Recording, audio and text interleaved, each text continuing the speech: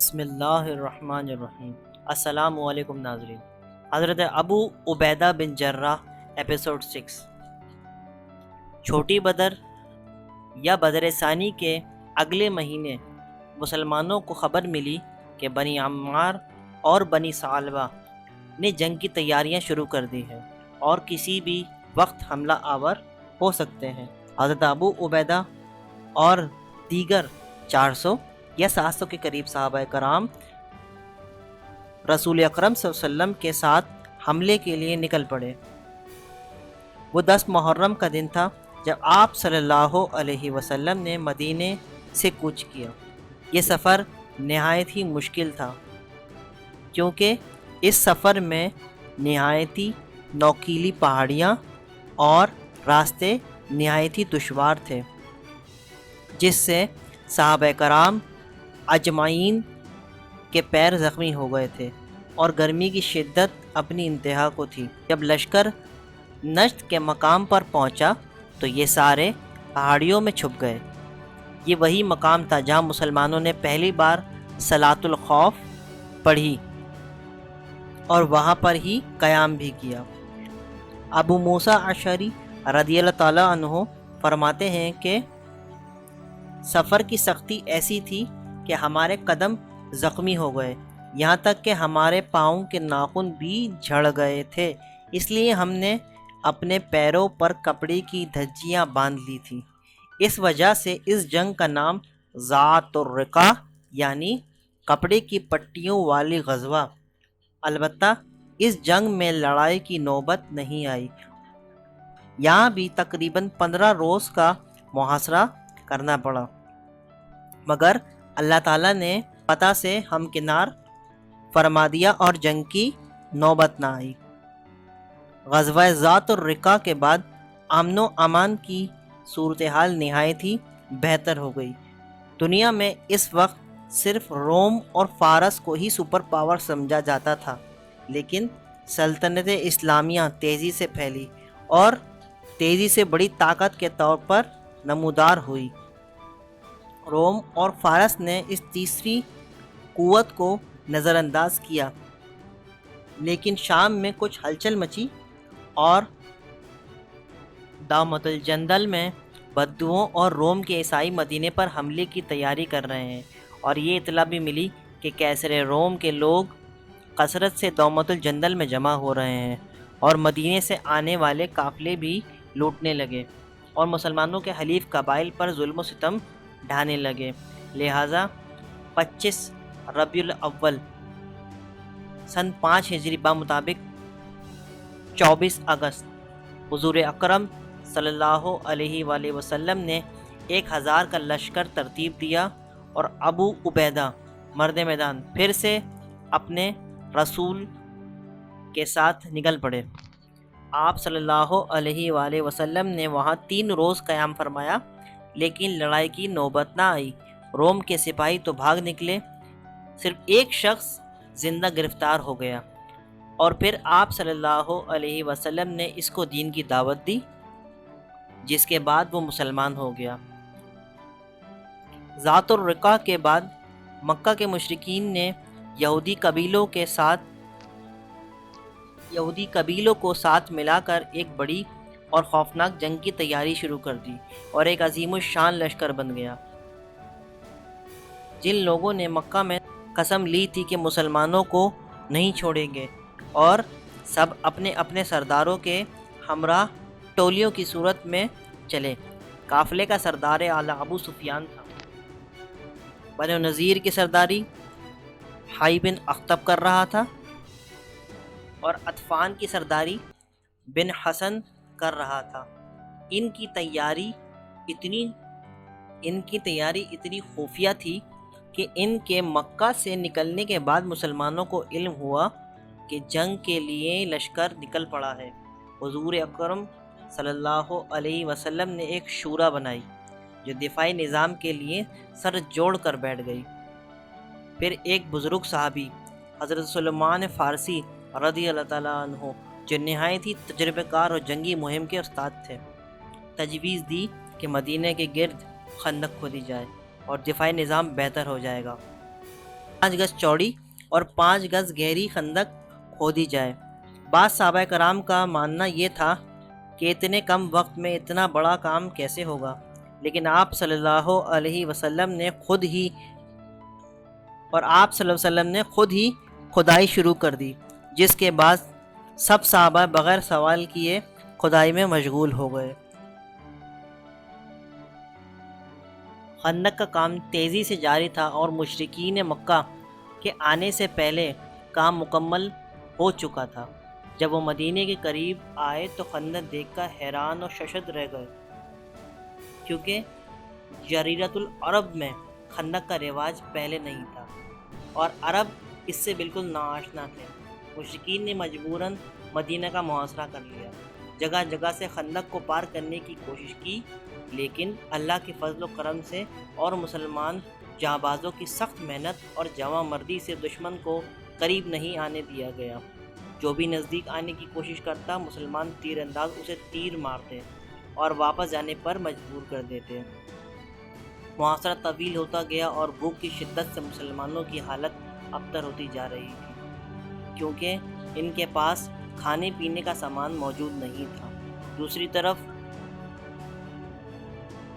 मुसलमानों की ये हालत हो गई थी कि भूख की वजह से अपने पेट पर पत्थर बांधे हुए थे।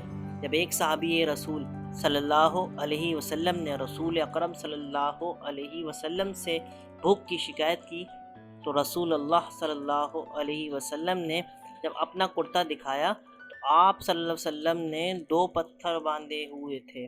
हज़रत अबू उबैदा बिन जर्राह और दीगर सहाबा कराम हज़रत अबू उबैदा बिन जर्राह और दीगर सहाबा कराम की हिम्मत थी कि एक तरफ कई दिन का फाका था तो दूसरी तरफ दुश्मन का ख़तरा, और रातों को दुश्मन के हमले से बचने के लिए पहरा देना। ये बज़ाहिर सिर्फ कहने को चंद अल्फाज हैं, लेकिन इसका अंदाज़ा वो लोग लगा सकते हैं जो वहाँ मौजूद थे। कुछ लोग खंदक अबूर करने में कामयाब हो गए, लेकिन हज़रत अली करमल्लाहु वजहुल करीम ने उनका काम तमाम कर दिया। इस लड़ाई में कबीले औस के सरदार हज़रत साद बिन मुआज़ रज़ियल्लाहु ताला अन्हु को दूर से एक तीर लगा था और सख्त ज़ख्मी हो गए थे, जो ग़ज़वाए बनु क़ुरैज़ा के बाद इसी ज़ख्म से शहीद हो गए थे।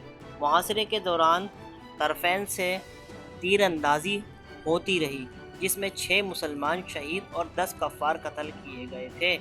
मुहासरे के दौरान बनु अतफ़ान का एक ज़ी असर आदमी नईम बिन मसूद बिन आमिर अशजई रज़ियल्लाहु ताला अन्हु रसूल अकरम सल्लल्लाहु अलैहि वसल्लम के पास आया और अपने इस्लाम का इजहार किया।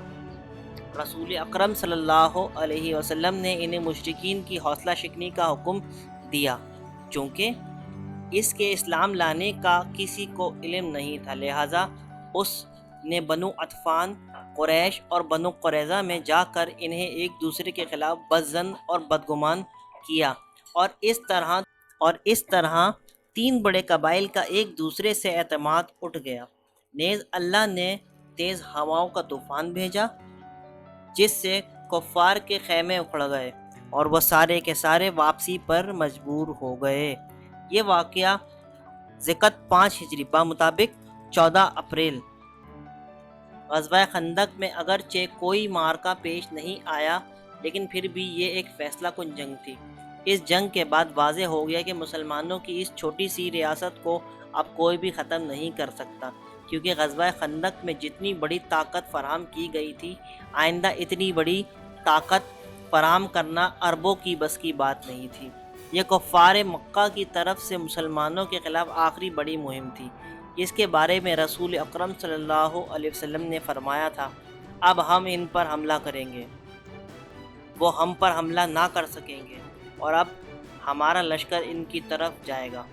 इस ग़ज़वा को ग़ज़वा अहज़ाब भी कहा जाता है, क्योंकि कफ़ार की तरफ से बहुत कबाइल इकट्ठे हो गए थे, इसलिए इसका नाम अहज़ाब यानी ग्रोह रखा गया।